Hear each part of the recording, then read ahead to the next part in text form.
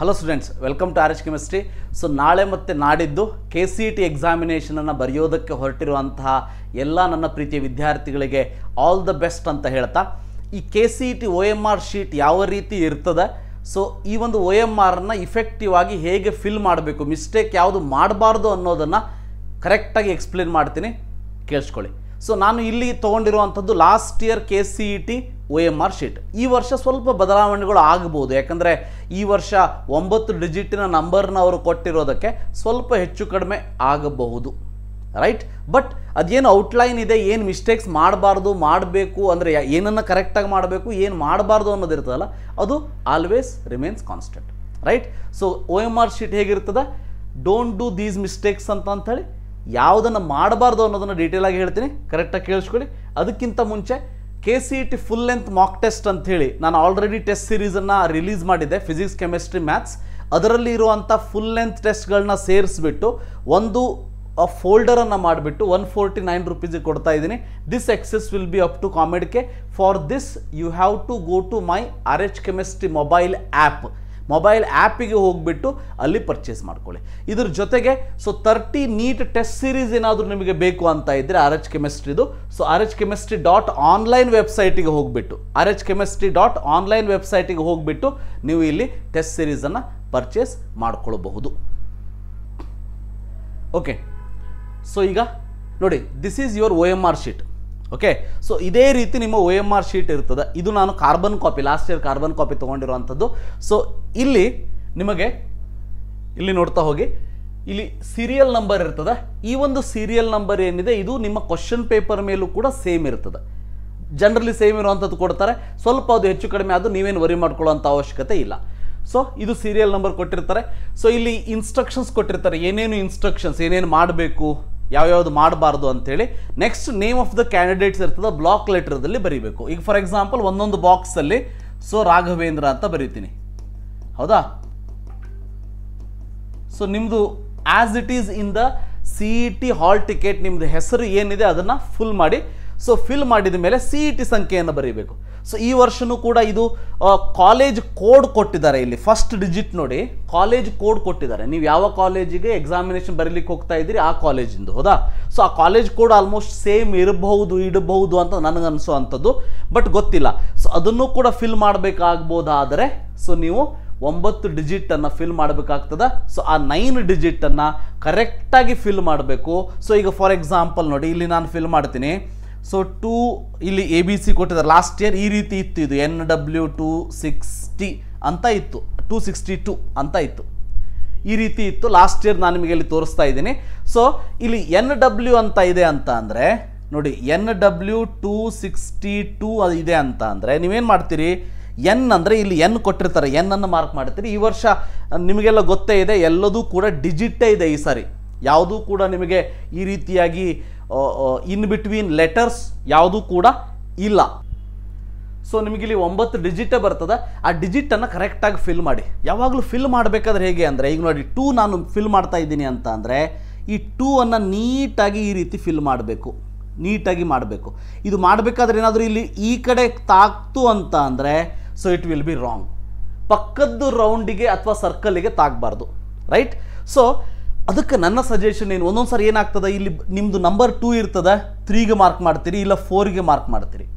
But ಅದಕ್ಕೆ ನಾನು ಹೇಳೋದೇನಂತಂದರೆ, ಈಗ 2 ಇದೆಯಾ, ಹೌದಾ, ಏನು ಮಾಡಿ ಆ 2ಗೆ ಒಂದು ಈ ರೀತಿ ಒಂದು ಸ್ಮಾಲ್ ಚಿಕ್ಕಿ ಇಟ್ಕೊಳ್ಳಿ, ಟಿಕ್ ಮಾಡ್ಕೊಳ್ಳಿ ಅಷ್ಟೇ. 6 ಇದೆಯಾ, 6ಗೆ ಒಂದು ಈ ರೀತಿ ಒಂದು ಫುಲ್ ಸ್ಟಾಪ್ ಹಾಕ್ಕೊಳ್ಳಿ.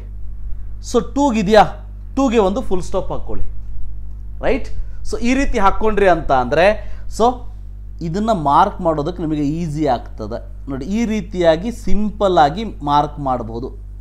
ಸೊ ಈ ರೀತಿ ಮಾರ್ಕ್ ಮಾಡಬೇಕಾದ್ರೆ ಬಹಳ ಉತ್ಸಾಹದಿಂದ ಪಕ್ಕಕ್ಕೆ ಈ ಕಡೆ ಎಲ್ಲ ಹೋಗೋ ಅವಶ್ಯಕತೆ ಇಲ್ಲ, ನೀಟಾಗಿ ಮಾಡಬೇಕಷ್ಟೆ. ಇಲ್ಲಿ ಕೊಟ್ಟಿದ್ದಾರೆ ನೋಡಿ, ಯಾವುದು ಕರೆಕ್ಟಾದ ಕ್ರಮ, ಯಾವುದು ರಾಂಗ್ ಅಂಥೇಳಿ. ಸೊ ಇಲ್ಲಿ ಬಾರ್ ಕೋಡನ್ನು ಕೊಟ್ಟಿರ್ತಾರೆ, ಬಟ್ ಇದರಲ್ಲಿ ಬರೋದಿಲ್ಲ ಅದು. ಅದಾದಮೇಲೆ ಭಾಳ ಇಂಪಾರ್ಟೆಂಟ್ ಅಂತ ಅಂದರೆ ಈ ಒಂದು ವರ್ಷನ್ ಕೋಡ್. ರಿಮೆಂಬರ್, ಇಲ್ಲಿ ಕಾಣಿಸ್ತಾ ಇದ್ದೀರಾ ನಿಮಗೆ, ವರ್ಷನ್ ಕೋಡ್ ಇಲ್ಲಿ ಬಹಳ important. Okay, so version code ಏನಿದೆ, this is very very important in this case. ಈಗ ವರ್ಷನ್ ಕೋಡ್ ಈ ಒಂದು ಪೇಪರಿಂದು B4 ಇತ್ತು. ರಿಮೆಂಬರ್, B4 ಮುಂದ್ಗಡೆ ಮಾರ್ಕ್ ಮಾಡಬೇಕಿತ್ತು. B4 ಮುಂದೊಗಡೆ ಮಾರ್ಕ್ ಮಾಡಬೇಕು. ಏನಾಗ್ತದೆ ಈಗ B4 ಬದಲಿಗೆ A4 ಮಾಡಿದ್ರಿ ಅಂತ ಇಟ್ಕೊಳ್ಳಿ. ಮಾಡಿದ್ರಿ ಅಂತಂದರೆ ನಿಮ್ಮ OMR ಶೀಟ್ A4ಗೆ ಯಾವ ಕೀ ಆನ್ಸರ್ ಇದೆ ಅದಕ್ಕೆ ತಕ್ಕಂಗೆ ಚೆಕ್ ಆಗ್ತದೆ. Automatically the complete OMR sheet will be wrong. ಅದಕ್ಕೆ ಹೇಳ್ತಾ ಇರುವಂಥದ್ದು, ದಯವಿಟ್ಟು ವಿದ್ಯಾರ್ಥಿಗಳು ಇದು ಬಹಳ important.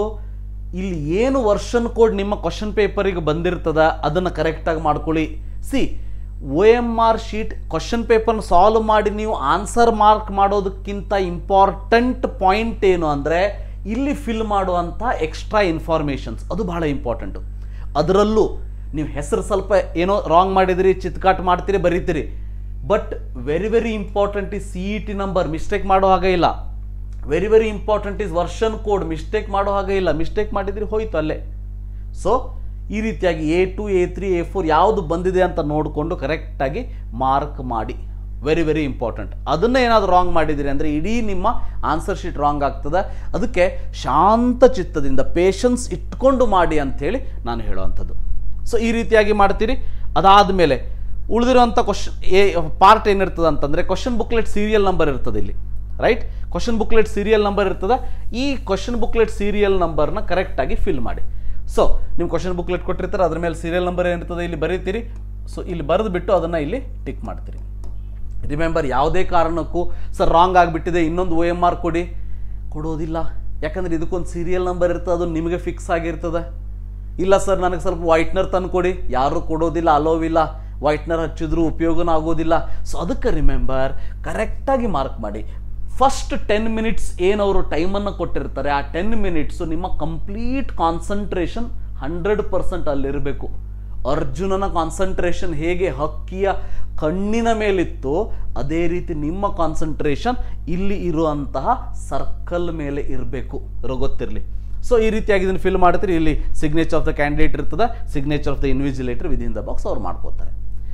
Then when it comes to answers, remember answers ನೋಡಿ ಈ ರೀತಿಯಾಗಿ ಕೊಟ್ಟಿರ್ತಾರೆ. ಆನ್ಸರ್ಸ್ ಕೊಡಬೇಕಾದ್ರೆ ಈ ರೀತಿಯಾಗಿ ಕೊಟ್ಟಿರ್ತಾರೆ. ಈಗ ಇಲ್ಲೇನು ಮಾಡಬೇಕಾಗಾದ್ರೆ, so what we have to do it here. So ಏನು ಮಾಡಿ ಅಂತ ಅಂದರೆ, ನನ್ನ ಸಜೆಷನ್ ಏನು ಮಾಡಿ ಅಂತ ಅಂದರೆ, ಕ್ವಶನ್ ಪೇಪರ್ನ ತಗೊಂಡು ಆನ್ಸರ್ನ ಮಾಡ್ತಾ ಹೋಗ್ತೀರಿ, ಅದರಲ್ಲಿ ಮಾರ್ಕ್ ಮಾಡ್ತಾ ಹೋಗ್ತೀರಿ. ಮಾರ್ಕ್ ಮಾಡಿದ ಮೇಲೆ ನನ್ನ ಸಜೆಷನ್ ಏನು ಅಂತಂದರೆ 10 ಕ್ವಶನ್ನಿಗೆ ಒಂದು ಸಾರಿ OMR ಶೀಟನ್ನು ಫಿಲ್ ಮಾಡ್ಕೊಂಡ್ಬಿಡಿ. 10 ಕ್ವಶನ್ ಆಯಿತು ಅಂದರೆ OMR ಶೀಟ್ ಫಿಲ್ ಮಾಡಿಬಿಡಿ, ಓಕೆ? ಅಥವಾ ನೀವು ಎಲ್ಲ ಕ್ವಶನ್ ಓದಿದ ಮೇಲೆ ಫೈನಲಿ OMR ಶೀಟನ್ನು ಫಿಲ್ ಮಾಡಬೇಕಾದ್ರೂ ಕೂಡ ಬಹಳ ಇಂಪಾರ್ಟೆಂಟ್ ಏನಂತಂದರೆ ಅಲ್ಲೂ ಕೂಡ 10 ಕ್ವಶನ್ ಮಾಡಿಕೊಂಡು ಕ್ರಾಸ್ ಚೆಕ್ ಮಾಡ್ಕೊಳ್ಳಿ, ಮತ್ತೆ 10 ಕ್ವಶನ್ ಮಾಡಿ ಕ್ರಾಸ್ ಚೆಕ್ ಮಾಡ್ಕೊಳ್ಳಿ. ಯಾಕೆ ಅಂತ ಹೇಳ್ತಾ ಇದ್ದೀನಿ ಅಂದರೆ, ನಮ್ಮ ಒಬ್ಬ ವಿದ್ಯಾರ್ಥಿಯದೇ ಕತೆ ಇದು. ಲಾಸ್ಟ್ ಇಯರ್ ಕೂಡ ಅದನ್ನು ಹೇಳಿದ್ದೆ. ಈಗ ನೀವೆಲ್ಲ ಮಾರ್ಕ್ ಮಾಡ್ಕೋತ ಹೋಗ್ತೀರಿ. ನಿಮ್ಮ ಒಂದು ಕ್ವಶನ್ ಪೇಪರಲ್ಲಿ ಏನಿರ್ತದೆ ಅಂತಂದರೆ, ಕ್ವಶನ್ ನಂಬರ್ 1ಗೆ A ಇರ್ತದೆ, ಕ್ವಶನ್ ನಂಬರ್ 2ಗೆ C ಇರ್ತದೆ, ಕ್ವಶನ್ ನಂಬರ್ 3ಗೆ D ಇರ್ತದೆ, ಕ್ವಶನ್ ನಂಬರ್ 4ಗೆ A ಇರ್ತದೆ, ಕ್ವಶನ್ ನಂಬರ್ 5ಗೆ C ಇರ್ತದೆ, ಕ್ವಶನ್ ನಂಬರ್ 6ಗೆ A ಇರ್ತದೆ, ಕ್ವಶನ್ ನಂಬರ್ 7ಗೆ D ಇರ್ತದೆ ಅಂತ ಇಟ್ಕೊಳ್ಳಿ. ಈ ರೀತಿ ಇರ್ತದೆ. ಈಗೇನು ಮಾಡ್ತಾನೆ ಆ ವಿದ್ಯಾರ್ಥಿ, ಬೈ ಮಿಸ್ಟೇಕ್ ಏನು ಮಾಡ್ತಾನೆ ಅಂತ ಅಂದರೆ, ಈಗ 1A ಕರೆಕ್ಟಾಗಿ ಮಾರ್ಕ್ ಮಾಡ್ತಾನೆ, 2C ಕರೆಕ್ಟಾಗಿ ಮಾರ್ಕ್ ಮಾಡ್ತಾನೆ, ಸೊ 3D ಕರೆಕ್ಟಾಗಿ ಮಾರ್ಕ್ ಮಾಡ್ತಾನೆ. ಬಟ್ ನೆಕ್ಸ್ಟ್ ಏನಾಗ್ತದೆ, 4A mark ಮಾಡಬೇಕಿತ್ತಲ್ವಾ, by mistake hurry-burry ಒಳಗೆ 5C ಮಾರ್ಕ್ ಮಾಡಿಬಿಡ್ತಾನೆ. ಇಲ್ಲಿ ಅವನು ನೋಡ್ಕೊಂಡಿದ್ದು 5th ಕ್ವಶನ್ನು, ಬಟ್ ಇಲ್ಲಿ ಮಾರ್ಕ್ ಮಾಡಿದ್ದು 4th ಕ್ವಶನ್ನಿಗೆ C. ನೋಡಿ, ಬ್ಲಂಡರ್ ಮಿಸ್ಟೇಕ್ ಇದು, ಹೌದಾ? ನೆಕ್ಸ್ಟು 6th ಅವ್ನು ಕ್ವಶನ್ ಪೇಪರಲ್ಲಿ 6th, ಬಟ್ ಇಲ್ಲಿ ಸೀರಿಯಲ್ ಆಗಿ ಮಾರ್ಕ್ ಮಾಡಬೇಕಾದ್ರೆ 5th ಕ್ವಶನ್ನಿಗೆ A ಮಾರ್ಕ್ ಮಾಡ್ತಾನೆ. ನೋಡಿ 7th ಇದೆ, ಸೊ ಕ್ವಶನ್ ಪೇಪರಲ್ಲಿ 7th ನೋಡಿದಾನವನು, ಬಟ್ ಮಾರ್ಕ್ ಮಾಡಬೇಕಾದ್ರೆ 6thಗೆ D ಮಾರ್ಕ್ ಮಾಡ್ತಾನೆ. ಈ ರೀತಿಯಾಗಿ ಜಸ್ಟ್ ಇಮ್ಯಾಜಿನ್ 60 ಕ್ವಶನ್ ಈ ರೀತಿ ಮಾರ್ಕ್ ಮಾಡ್ಕೋತಾ ಹೋದ್ರಿ ಅಂತಂದರೆ ಅವನಿಗೆ 59th ಕ್ವಶನ್ ಬಂದಮೇಲೆ ಗೊತ್ತಾಗ್ತದೆ, ಸೊ ನಾನು ನೋಡಿದ್ದು 60th ಕ್ವಶನ್ನು, ಬಟ್ ಇಲ್ಲಿ ಇರೋದು 59th ಕ್ವಶನ್ನು, ಒಂದು ಕ್ವಶನ್ ಎಲ್ಲಿ ಹೋಯಿತು. ರಿಮೆಂಬರ್, ಆ ಮಿಸ್ಟೇಕು 3-4ನೇ ಕ್ವಶನ್ ನಂಬರಿಂದ ಆಗ್ತಾ ಇದೆ ಅಂತ ಅಂದರೆ ಹಿ ಲಾಸ್ಟ್ ಹಿಸ್ CET. ಇಂಥ ಮಿಸ್ಟೇಕ್ ಮಾಡಬೇಡಿ. ಅದಕ್ಕೆ ಮಿಸ್ಟೇಕ್ ಆಗೋದಿದ್ರು 10 10 10 ಅಂಥೇಳಿ ಗ್ರೂಪ್ ಮಾಡ್ಕೊಂಡು ಮಾಡಿದಾಗ ಅಷ್ಟರಲ್ಲೇ ಮಿಸ್ಟೇಕ್ ಆಗ್ತದೆ. ಹೋದ್ರೆ ಒಂದು 10 ಮಾರ್ಕ್ಸ್ ಹೋಗ್ತದೆ, ಹೌದಾ? ಪೂರ್ತಿ 60 ಮಾರ್ಕ್ಸ್ ಅಂತ ಹೋಗೋದಿಲ್ಲ. So do it as I say, right? So ಅದಕ್ಕೆ ಕರೆಕ್ಟಾಗಿ ಇದು ರಾಂಗ್ ಮಿಸ್ಟೇಕ್, ಇದು ರಾಂಗ್ ಮೆಥಡ್ ಆಗಿಬಿಡ್ತದೆ. ಅದಕ್ಕೆ ಹೇಳ್ತಿದ್ದೀನಿ 10 ಮಾರ್ಕ್ ಮಾಡ್ಕೊಳ್ಳಿ, ಅದಾದಮೇಲೆ 20, ಅದಾದಮೇಲೆ 30, 40, 50, 60. That's a better option. C, ನಾನಿಲ್ಲಿ ಕೊಡೋದು ಎಲ್ಲ ಸಜೆಷನ್ಸ್, ತಗೊಳ್ಳೋದು ಬಿಡೋದು ನಿಮಗೆ ಬಿಟ್ಟಿದ್ದು. ನಮ್ಮ ವಿದ್ಯಾರ್ಥಿಗಳಿಗೆ ನನ್ನ ಕಡೆಯಿಂದ ಒಂದು ಸಜೆಷನ್ಸ್, ನನ್ನ ಜವಾಬ್ದಾರಿ ನಾನು ಕೊಡ್ತೀನಿ ಅಷ್ಟೇ, ರೈಟ್? ಸೊ ಈ ರೀತಿಯಾಗಿ ಮಾರ್ಕ್ ಮಾಡ್ತಾ ಹೋಗಿ. ಬಟ್ ಇಲ್ಲಿ ಮಾರ್ಕ್ ಮಾಡೋದಕ್ಕೆ ಸ್ವಲ್ಪ ಡಿಸ್ಟನ್ಸೇ ಕೊಟ್ಟಿರ್ತಾರೆ. ಇಲ್ಲೆಲ್ಲೂ ಕೂಡ ಎ ಮಾರ್ಕ್ ಮಾಡಬೇಕಾದ್ರೆ ತಂದು ಬೀಗ್ ನೀವು ಟಚ್ ಮಾಡ್ತೀರಿ ಅಂತ ಅಂದರೆ ನಿಮಗೆ ಎಕ್ಸಾಮ್ ಬರೆಯೋದಕ್ಕೆ ಬರೋದಿಲ್ಲ ಅಂತ ಅರ್ಥ.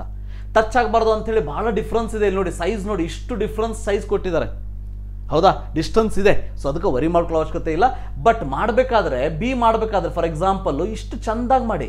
So don't do it like this, don't do it like this, don't do it like this, don't do it like this ಮಾಡೋ ಹಾಗಿಲ್ಲ, ರಿಮೆಂಬರ್. ಸೊ ಹಾಗಾದ್ರೆ ಸರ್ ನಾನು ಮಾರ್ಕ್ ಮಾಡಿದ್ದು ರಾಂಗ್ ಆದರೆ ಏನಾಗಬೇಕು? ರಾಂಗ್ ಆಗಿದ್ದು ರಾಂಗೇ ಅದು. ಈ ಫಾರ್ ಎಕ್ಸಾಂಪಲ್ ನೋಡಿ, ಈಗ 45th ಕ್ವಶನ್ನು ಬಿ ಮಾರ್ಕ್ ಮಾಡಬೇಕಿತ್ತು, ಎ ಮಾರ್ಕ್ ಮಾಡಿಬಿಟ್ರಿ. ಓಕೆ, ಬಿ ಮಾರ್ಕ್ ಮಾಡಬೇಕಿತ್ತು, ಎ ಮಾರ್ಕ್ ಮಾಡಿಬಿಟ್ರಿ. ನಿಮ್ಗೆ ಗೊತ್ತಾಗ್ಬಿಡ್ತದ ಎ ರಾಂಗ್ ಇದೆ, ಬಿ ಕರೆಕ್ಟ್ ಇದೆ. ಅವಾಗ ಏನು ಮಾಡ್ತೀರಿ ನೀವು? ಇದನ್ನು ಹಿಂಗೆ ಮಾಡ್ತೀರಿ, ಬಿ ಕರೆಕ್ಟ್ ಮಾಡ್ತೀರಿ. OMR ಮಷಿನ್ ಚೆಕ್ ಮಾಡೋದು ಮನುಷ್ಯರಲ್ಲ, OMR ಸ್ಕ್ಯಾನರ್ ಚೆಕ್ ಮಾಡ್ತದ. ಸ್ಕ್ಯಾನ್ ಏನು ಮಾಡ್ತದ ಅಂತ ಅಂದರೆ, so that will always select the thickness of the paper. ಥಿಕ್ನೆಸ್ಸನ್ನು ಐಡೆಂಟಿಫೈ ಮಾಡೋ ಟೆಕ್ನಿಕ್ ಇರ್ತದೆ ಅದಕ್ಕೆ. ಸೊ ಅದಕ್ಕೆ ಅದು ಎರಡನ್ನೂ ಟಿಕ್ ಮಾಡ್ತದ. ಈ ಕ್ವಶನ್ ನಂಬರ್ ರಾಂಗ್ ಅಂಥೇಳಿ ಇದಕ್ಕೆ ಮಾರ್ಕ್ಸ್ ಕೊಡದೆ ಮುಂದೆ ಹೋಗ್ತದೆ. ನೀಟಲ್ಲಿ JEE ಆದರೆ ಸೊ ಇದಕ್ಕೆ -4 ಮಾರ್ಕ್ಸ್, -1 ಮಾರ್ಕ್ ಆಗಿಬಿಡ್ತದೆ. ಬಟ್ ಇಲ್ಲಿ ನೆಗೆಟಿವ್ ಮಾರ್ಕಿಂಗ್ ಇಲ್ಲ, ನಾವು ಬದುಕಿದ್ದೀವಿ ಅಷ್ಟೇ, ರೈಟ್? ಸೊ ಇದು ನನ್ನ ಸಜೆಷನ್. ಈ ರೀತಿಯಾಗಿ ಫಿಲ್ ಮಾಡ್ತಾ ಹೋಗಿ, ನಿಮ್ಮದು ಮಿಸ್ಟೇಕ್ ಎಲ್ಲೂ ಆಗೋದಿಲ್ಲ. ಹಾಫ್ ಸರ್ಕಲ್ ಮಾಡಿದೆ ಅಥವಾ ಈ ರೀತಿಯಾಗಿ ಔಟ್ಸೈಡ್ ದ ಸರ್ಕಲ್ ಈ ರೀತಿಯಾಗಿ ಮಾಡಿದೆ ಅಥವಾ ಟಿಕ್ ಮಾಡಿದೆ, ಏನು ಮಾಡೋದಕ್ಕೆ ಹೋಗಬೇಡಿ. ನೀಟಾಗಿ ಒಂದು ಸರ್ಕಲನ್ನು ಮಾಡಿ. ಸರ್ಕಲ್ ಮಾಡೋದಕ್ಕಿಂತ ಮುಂಚೆ ರಿಮೆಂಬರ್ ಒಂದು ಪಾಯಿಂಟ್ ಇಟ್ಕೊಳ್ಳಿ. ಈಗ ನೋಡಿ, 49th question A, 50th question B, 51st question C. ಈ ರೀತಿ ಪಾಯಿಂಟ್ ಇಟ್ಕೊಂಡು ನೀವು ಚೆಕ್ ಮಾಡಿದಾಗ ಏನಾದರೂ ರಾಂಗ್ ಅಂತ ಅನಿಸಿದ್ರು ಕೂಡ, ಈಗ 51 ಎ ಬಿ ಸಿ ಚೆಕ್ ಮಾಡಿಬಿಟ್ಟಿದ್ದೀನಿ, ಟಿಕ್ ಮಾಡಿಬಿಟ್ಟಿದ್ದೀನಿ, ಹೌದಾ? ಒಂದು ಸ್ಮಾಲ್ ಡಾಟ್ ಇಟ್ಬಿಟ್ಟಿದ್ದೀನಿ. ಬಟ್ ನನಗನ್ನಿಸ್ತು B is wrong, C correct ಅಂತ. ಆವಾಗ ನೀವು ಸಿ ಮಾಡ್ತೀರಿ, ಆವಾಗ ನಿಮಗೆ ಇದಕ್ಕೆ ಮಾರ್ಕ್ಸ್ ಬರ್ತದೆ. ಅದಕ್ಕೆ ಹೇಳ್ತಾ ಇದ್ದೀನಿ, ಒಂದು ಸ್ಮಾಲ್ ಡಾಟ್ ಇಟ್ಕೊಳ್ಳಿ ಸಾಕು. ಲಾಸ್ಟಿಗೆ ಡಾಟೇ ಇಟ್ಟು ಬರಬೇಡ್ರಿ, ಅದನ್ನ ಕಂಪ್ಲೀಟ್ ಮಾಡಬೇಕು ಸರ್ಕಲ್ನ. ಬಟ್ ಡಾಟ್ ಇಟ್ಕೊಂಡು ಚೆಕ್ ಮಾಡ್ಕೊಳ್ಳಿ. ಹಾಗೇನಾದ್ರು ರಾಂಗ್ ಇದ್ರೆ ಕರೆಕ್ಷನ್ ಮಾಡ್ಕೊಳ್ಳಿಕ್ಕೆ ಬರ್ತದೆ. ರಾಂಗ್ ಇಲ್ಲ ಅಂತ ಅನಿಸಿದರೆ ಅದನ್ನೇ ಸ್ವಲ್ಪ ನೀಟಾಗಿ ಡಾಟನ್ನು ಸ್ವಲ್ಪ ದೊಡ್ಡ ಡಾಟ್ ಮಾಡಿಬಿಟ್ಟು ಬರಲಿಕ್ಕೆ ಬರ್ತದೆ ಈ ರೀತಿಯಾಗಿ, right? This is the best method to put the circle in the OMR sheet. So ಇದಿಷ್ಟು ಇವತ್ತಿನ ವಿಡಿಯೋ. ಸೊ OMRನ ಹೇಗೆ ಫಿಲ್ ಮಾಡಬೇಕು, ಏನೇನು ಇರ್ತದೆ ಅಂತ ಹೇಳಿದ್ದೀನಿ. ನಿಮ್ಮ ನೇಮನ್ನು ಬರೀತೀರಿ, CET ನಂಬರ್ ಬರೀತೀರಿ, ವರ್ಷನ್ ಕೋಡ್ ಬರೀತೀರಿ, ಸೈನ್ ಮಾಡ್ತೀರಿ, ಕ್ವಶನ್ ಬುಕ್ಲೆಟ್ ಸೀರಿಯಲ್ ನಂಬರ್ ಬರೀತೀರಿ, ಆನ್ಸರ್ ಮಾರ್ಕ್ ಮಾಡ್ತೀರಿ, ಇಷ್ಟೇ. ಬಟ್ ಇಂಪಾರ್ಟೆಂಟ್ ಏನು, ನೀವು ಆನ್ಸರ್ 2 ರಾಂಗ್ ಮಾಡಿದ್ರು ಅಡ್ಡಿಲ್ಲ, ಬಟ್ ನಿಮ್ಮ CET ನಂಬರ್ ಕರೆಕ್ಟಾಗಿರಬೇಕು. ಬರೆಯೋದಕ್ಕಿಂತ ಟಿಕ್ ಇಲ್ಲೇನು ಸರ್ಕಲ್ ಮಾಡ್ತೀರಿ ಅದು ಕರೆಕ್ಟಾಗಿರಬೇಕು. ಮತ್ತು ಇಲ್ಲಿ ವರ್ಷನ್ ಏನಿದೆ ಅದು ಕರೆಕ್ಟಾಗಿರಬೇಕು. ವರ್ಷನ್ ಕೋಡ್ ಮಾರ್ಕ್ ಮಾಡೋದು ಇಲ್ಲಿ ಭಾಳ ಇಂಪಾರ್ಟೆಂಟು. ವರ್ಷನ್ ಕೋಡ್ ಒಂದು ರಾಂಗ್ ಆದರೂ ಕೂಡ ಇಡೀ ನಿಮ್ಮ ಕ್ವಶನ್ ಪೇಪರ್ ರಾಂಗ್ ಆಗ್ತದೆ ಅನ್ನೋದು ಗೊತ್ತಿರಲಿ. ಇನ್ನು ಸೀರಿಯಲ್ ನಂಬರ್ ಸ್ವಲ್ಪ ಇದು ಕೂಡ ಕರೆಕ್ಟ್ ಬೇಕಾಗಿದ್ದೆ, ಬಟ್ ಅಷ್ಟು ಸೀರಿಯಸ್ ಇಲ್ಲ. ಬಟ್ ವರ್ಷನ್ ಕೋಡ್ ಮತ್ತು ನಿಮ್ಮ CET number is very very very important. Remember that point. So this is about OMR sheet. So ಮುಂದಿನ ಒಂದು ವಿಡಿಯೋದಲ್ಲಿ ಕ್ವಶನ್ ಪೇಪರ್ನ ಹೇಗೆ ಇಫೆಕ್ಟಿವ್ ಆಗಿ ಸಾಲ್ವ್ ಮಾಡಬೇಕು ಅನ್ನೋದನ್ನು ಡೀಟೇಲ್ ಆಗಿ ಹೇಳ್ತೀನಿ. So thank you, have a nice day.